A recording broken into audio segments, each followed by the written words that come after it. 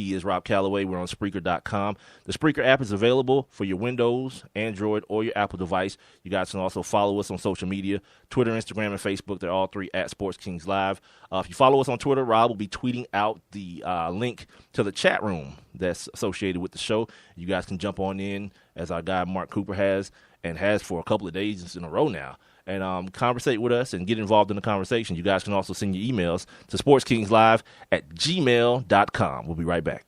What's going on, everybody? It's your man, Big Mike. Yep, and this is RC, Rod Calloway. First of all, we'd like to thank everybody for being down with the Kings and for supporting Sports Kings Live. Your listens, downloads, likes, and follows have allowed this show to grow by leaps and bounds in just a few months. Now, if you have a product or a business and you'd like to promote it on this show, it's simple. Just email us at sportskingslive@gmail.com. And once again, thank you for being down with the Kings.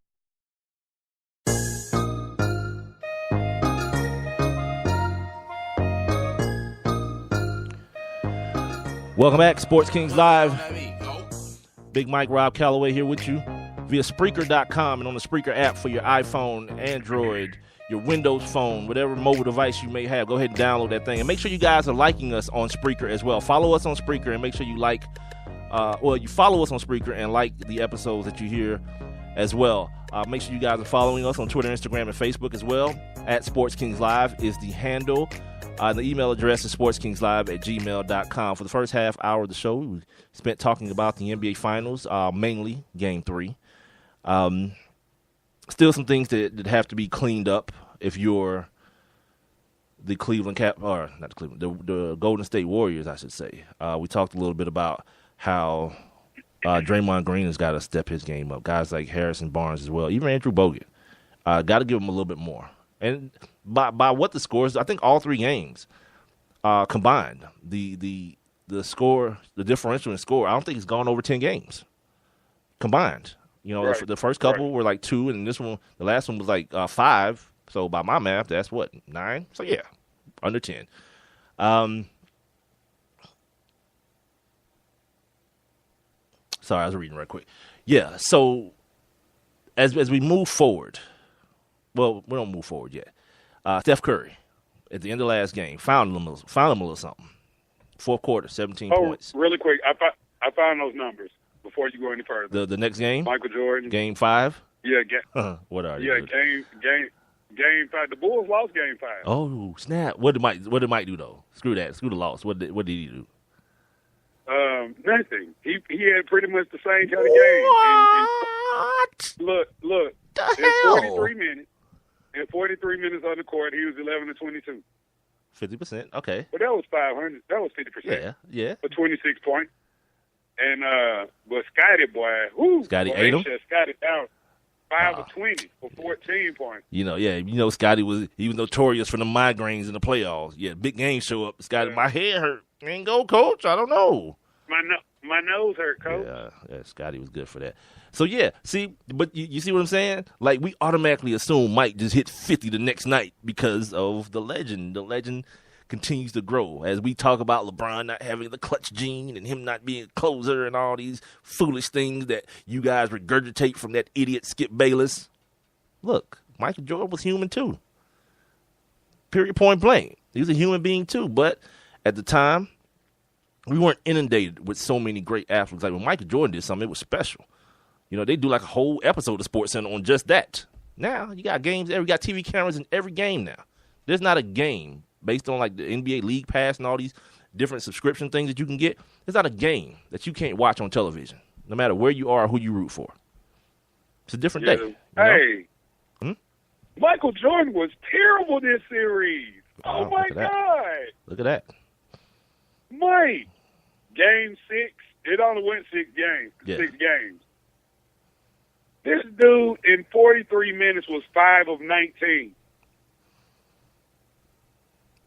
But and here's the other thing: you gotta look at the free throw numbers too, because we always talk about a different day where he was 11 to 12 from the free throw line. Mike's getting crushed in 12 trips to the line later. So he came out with 22 points. And I made this point yesterday. It's like numbers are numbers, but it helps to actually associate. There's only one ingredient in the pie. It helps to associate those numbers with actual visual evidence of what you saw. You understand what I'm saying?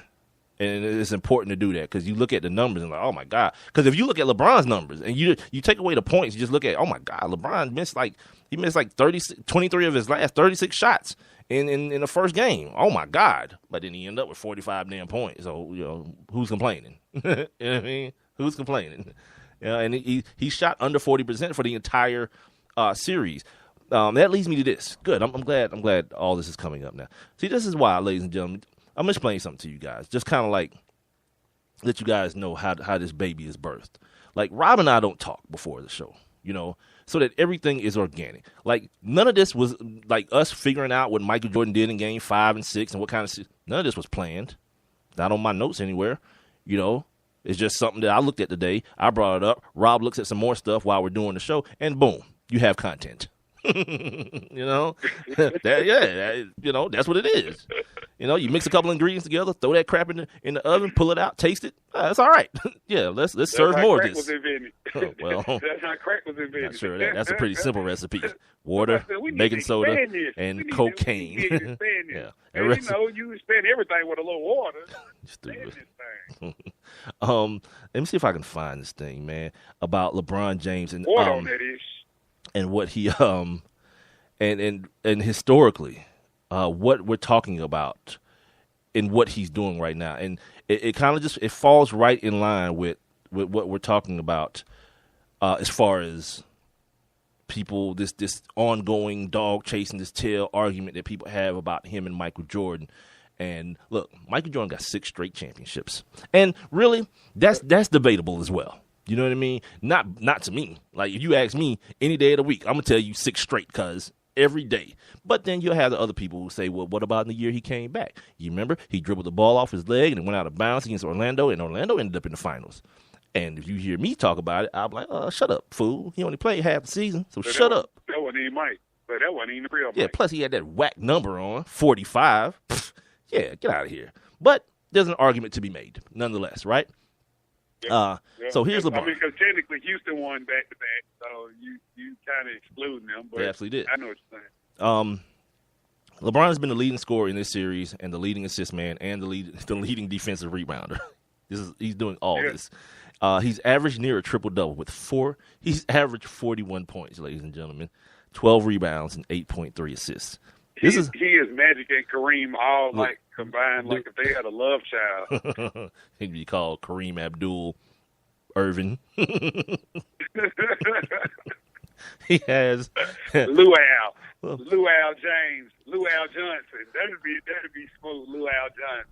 I told you guys the other day that kind of giving you the percentage of LeBron's impact. 66% of his team's field goals he's either assisted on or scored himself during these finals, just to give those, whoever, the gas they need for future stupid arguments. Michael Jordan never got above 56% of his team's production. Now, you can attribute that to the fact that he did play with, Scottie Pippen, another Hall of Famer.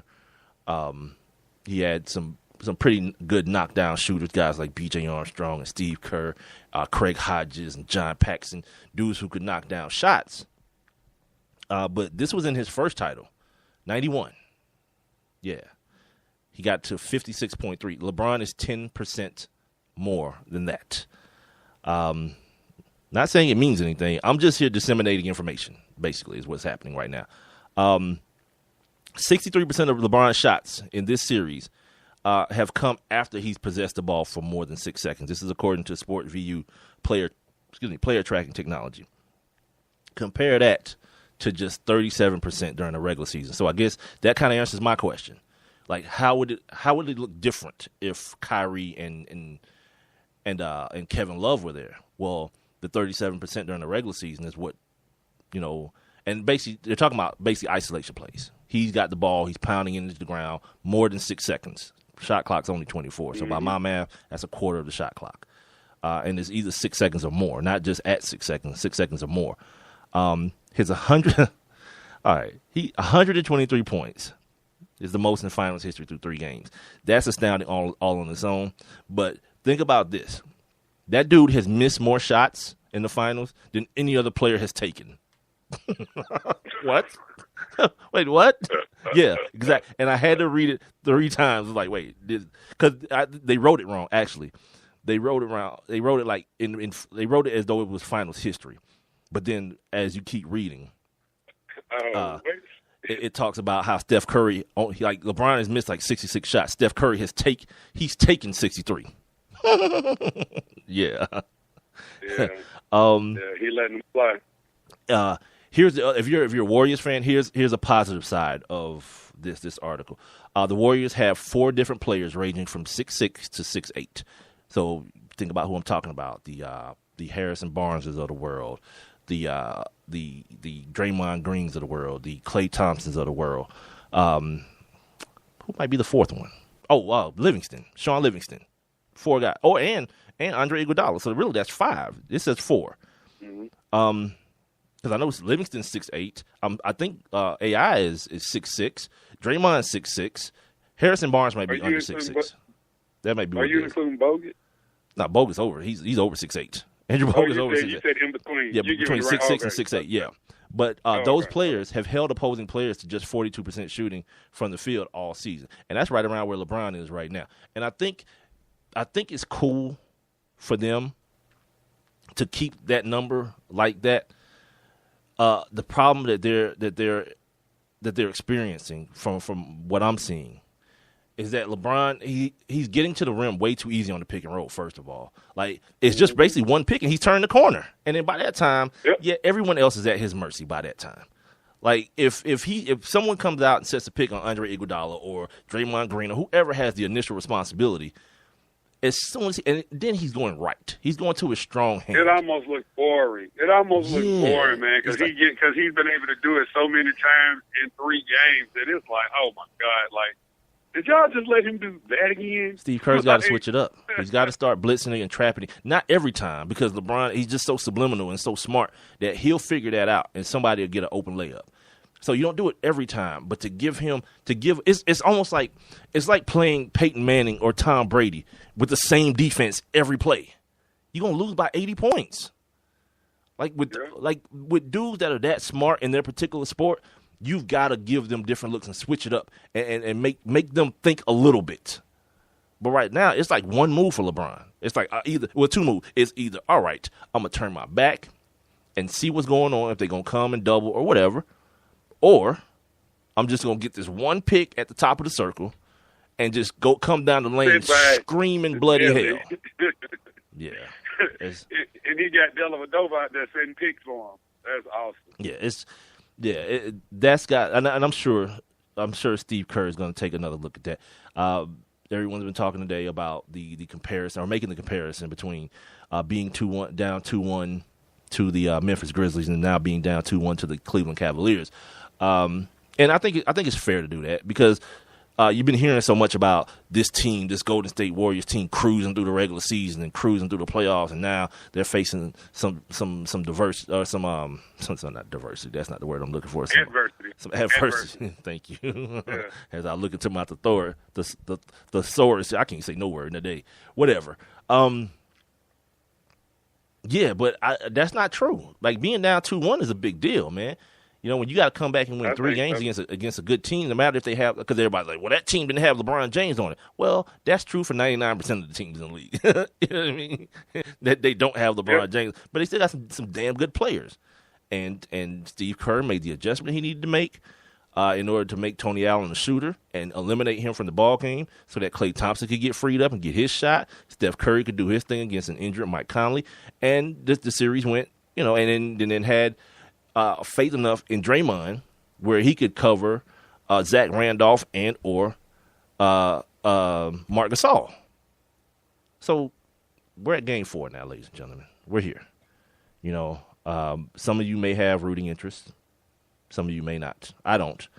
Well, I'm going to say this. Mm-hmm. If the Cavs win tonight, right? Mm-hmm. If the Cavs win tonight, I think Golden State will muster up enough to win Sunday at the Oracle. At home, yeah. That makes sense. Yeah, and then Cleveland will come on home and shut it down. Like that's gonna be ridiculous, dude. Like that's gonna be bananas. I mean, I think yeah. I mean, I just, like I say, you made a good point. 2-1 is serious business, man. That's why that tweet that Kobe sent out the other night